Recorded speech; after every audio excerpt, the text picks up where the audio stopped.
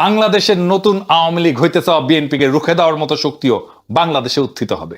বিএনপির কোনো ভবিষ্যৎ নাই এই রাস্তায় গেলে। বিএনপি জয় বাংলা হয়ে যাবে যেভাবে আওয়ামী লীগ হয়ে গেছে। আপনারা বিএনপিকে চালিত করতেছেন ভুলভাল যুক্তি তর্ক দিয়া, না ধইরা উপায় নাই। আসেন প্রথমে শুরু করি আব্দুল সালামের শ্বশুরের বাক্য দিয়া। উনি পন্দের আলোতে সাক্ষাৎকার দিয়েছেন। উনি বলছেন রাজনীতিতে দক্ষিণপন্থীদের উত্থান দেখিতেছেন, তিনি উদ্বিগ্ন। মারাত্মক কথা বলছেন।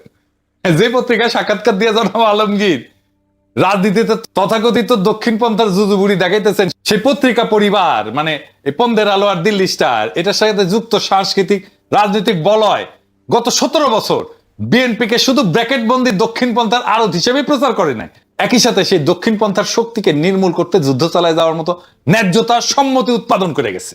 উনি যখন বিএনপির মহাসচিব হইলেন তখন বিডি নিউজ একটা স্টোরি করলো, ডানমুখী বিএনপিতে আবার বাম ঘরানার মহাসচিব। সেই বিএনপি এখন ডানপন্থার উত্থান থেকে উদ্বিগ্ন। তার মানে দেখেছেন তো কি ট্রান্সফরমেশন হয়েছে। আমি যাই কই, 2013 সালে বিবিসিতে একটা স্টোরি প্রকাশিত হয়েছিল, 35 বছরের রাজনীতিতে কি পরিবর্তন এনেছে বিএনপি এই শিরোনামে। সেখানে অধ্যাপক সিরাজুল ইসলাম বলছিলেন যে তিনি মনে করেন বিএনপির এই জোট ধর্মভিত্তিক বা ডানপন্থী দলগুলোকে জায়গা করে নেওয়ার শক্তি যোগাইতেছে। এর থেকে বিএনপি বাইরে আসতে পারবে কিনা সে ব্যাপারে তার সন্দেহ আছে। খোদা তাআলা মেহেরবান, উনি সিরাজুল ইসলাম চৌধুরীর সন্দেহ দূর করে দিচ্ছেন, আলহামদুলিল্লাহ। যাই হোক, এখন দেখার বিষয় সে পন্দের আলো আর দিল্লি স্টারের ঘোড়ায় চেপা মির্জা ফখরুল ইসলাম আলমগীরেরা কত দূর যাইতে পারবে। ওনারা যাবেন, তবে মরণের পথে যাবেন। কারণ ওনারা অচিরেই বিগত 17 বছরের চলা ছায়াযুদ্ধকে আবার এই জমিনে ফিরাই নিয়ে আসবেন। রক্ত পিপাসু প্রগতিশীল বয়ান এবং হিন্দুত্ববাদী ব্রাহ্মণ্যবাদী বামপন্থার কোলে চেপে ভারতীয় আধিপত্যবাদের বিরুদ্ধে লড়াকু শক্তিকে নির্মূলের বদ্ধভূমিতে পরিণত করবেন বাংলাদেশকে। জি, সে আলামত স্পষ্ট। হাসিনার ফ্যাসিবাদে রাজনীতির যে সমস্ত ভাষা, বয়ান, কালচারাল যে সমস্ত উপাদানকে জনগণ ছুঁড়ে ফেলে দিছে 24-এর বিপ্লবে, আর সেইগুলা ব্যবহার কইরা 5ই আগস্টে পরাজিত শক্তিগুলো তাদের পুরনো সেই অস্ত্রের ভাষায় শান দিচ্ছে, বয়ান তৈরি হইতেছে। 1 বছরের মধ্যে এই অবস্থা দেখেন। বিএনপি তাহলে মনে রাখা উচিত, বাংলাদেশের নতুন আওয়ামী লীগ হইতে চাওয়া বিএনপিকে রুখে দেওয়ার মতো শক্তিও বাংলাদেশে উত্থিত হবে। বিএনপির কোনো ভবিষ্যৎ নাই এই রাস্তায় গেলে। বিএনপি জয় বাংলা হয়ে যাবে যেভাবে আওয়ামী লীগ হয়ে গেছে। বিএনপি আজ এক ঐতিহাসিক সন্ধিক্ষণে দাঁড়ায়। সামনে একদিকে ক্ষমতার সম্ভাবনা, অন্যদিকে নৈতিক এবং আদর্শিক দেউলিয়াত্বের বিপদ। যারা মনে করে অন্ধকার ঘরে ঢুকে দেওয়ালে হাত রেখা পথ পাওয়া যায়, তারা ভুলে যায় রাজনীতি শুধু কৌশলের খেলা না, এটা বিশ্বাস এবং মূল্যবোধের যুদ্ধ। এইবারে শেষ দেই, তারেক রহমান নিজে বলছেন একটা কথা, যে কথাটা মারাত্মকভাবে ভ্রান্ত।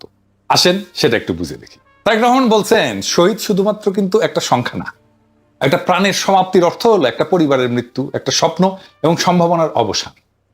21শে জুলাই নাকি এটা বলছেন। খুব দামি আর ভারী কথা বলছেন মনে হইতেছে, তাই না?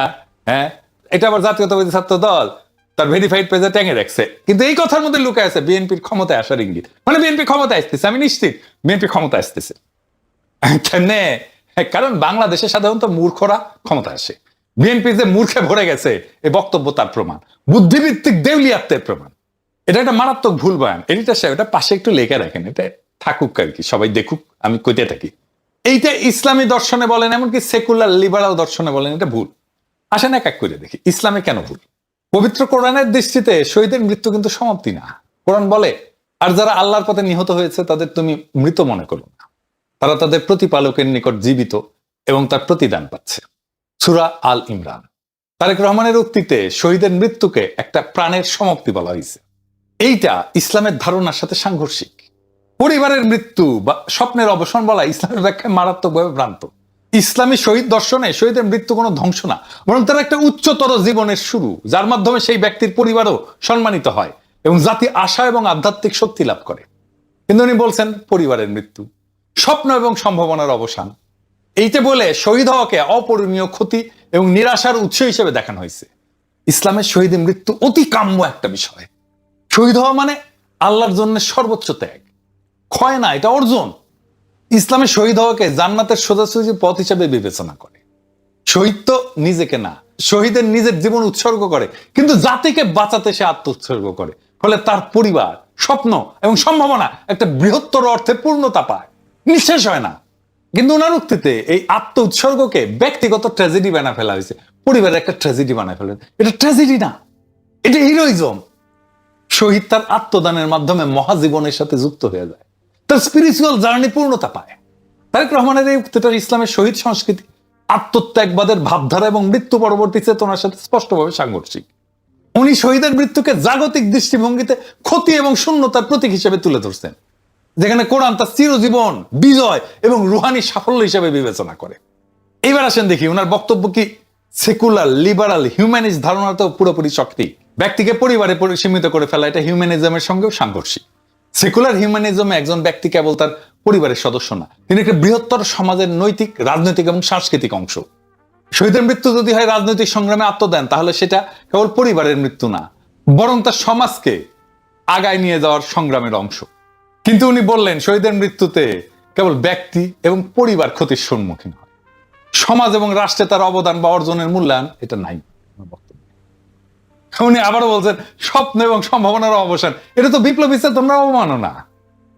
সেকুলার বিপ্লবী দর্শনে শহীদের মৃত্যুতে সম্ভাবনার অবসান না, সম্ভাবনার রক্তস্নাত জন্ম হয়। ওনার উক্তিতে শহীদকে একটা রাজনৈতিক ঘটনার নায়ক হিসেবে উপস্থাপন করার প্রচেষ্টা নাই, কিন্তু শহীদ তো রাজনৈতিক নায়ক, সে পরিবর্তনের প্রতীক, সে নতুন সম্ভাবনার জন্ম। কিন্তু তারেক রহমানের উক্তিতে শহীদ একটা দুর্ভাগ্যজনক পারিবারিক ক্ষতি এবং স্বপ্ন ভঙ্গের প্রতীক মাত্র। কারণ শহীদ হওয়া মানে অকারণে একটা পরিবার ধ্বংস হয়ে গেল। এই বক্তব্য কোনো রাজনৈতিক শক্তি তৈরি করে না, বরং দুর্বলতার ভাষা তৈরি করে। বিএনপি আজ এক ঐতিহাসিক সন্ধিক্ষণে দাঁড়ায়। সামনে একদিকে ক্ষমতার সম্ভাবনা, অন্যদিকে নৈতিক এবং আদর্শিক দেউলিয়াত্বের বিপদ। যারা মনে করে অন্ধকার ঘরে ঢুকে দেওয়ালে হাত রেখা পথ পাওয়া যায়, তারা ভুলে যায় রাজনীতি শুধু কৌশলের খেলা না, এটা বিশ্বাস এবং মূল্যবোধের যুদ্ধ। আপনি যদি জনগণের ভোট চান, তবে তাদের আস্থা অর্জন করতে হবে স্বচ্ছতা দিয়া, জবাবদিহিতার চুক্তি দিয়া, শহীদের আত্মদানকে শুধু পরিবারের কান্না না, রাজনৈতিক শক্তির উৎস হিসেবে মেনে নেয়া। বিএনপি যদি সত্যি পরিবর্তনের বাহক হতে চায়, তবে তাদের চাই নিজ দলের ভিতরের অন্তঃসার শূন্যতা এবং কদর্যতার বিরুদ্ধে এক বিদ্রোহ। যারা শহীদের আত্মদানকে শোক আর সম্ভাবনার অবসান বলে, যারা নেতৃত্বকে গোপনায় আর অধরা নৈতিকতার উপরে দাঁড় করায়, তাদের বিরুদ্ধে প্রথম বিদ্রোহ বিএনপির ভেতর থেকে আসতে হবে, যদি বিএনপিকে বাঁচাইতে হয়। বাংলাদেশ এখনো সেই শক্তির জন্য অপেক্ষা করতেছে, যে শক্তি শহীদের রক্ত থেকে সম্ভাবনার বীজ বনে, যে শক্তি গোপনে ছায়া পড়ে আলোয় দাঁড়ায়। নতুন আওয়ামী লীগ হইতে চাওয়াটা যত সহজ, আসলে নতুন বাংলাদেশ গড়াটা ততটাই কঠিন। সেই কঠিনের পথে বিএনপি হাঁটতে চায় না। আর সেই বাংলাদেশ গড়ার জন্য দল না, নতুন মূল্যবোধের নেতৃত্ব প্রয়োজন। শুরু হোক সেই নেতৃত্বের উন্মেষ বিএনপির ভেতর থেকেই হোক, কোনো অসুবিধা নাই। নইলে ইতিহাস আবারও বিএনপিকে শুধু একটা ব্যর্থ সম্ভাবনা হিসেবে রায় দিয়ে যাবে। বাংলাদেশে আর একটা আওয়ামী লীগ না, আর একটা বিকল্প দরকার, সত্যিকারের বিকল্প, যেটা ক্ষমতার মোহনা, আলোকিত নেতৃত্বের পথে হাঁটে, জনগণকে সাথে নিয়ে জনগণের সকল সম্ভাবনাকে উন্মুক্ত করে দেয়। ইনকিলাব জিন্দাবাদ।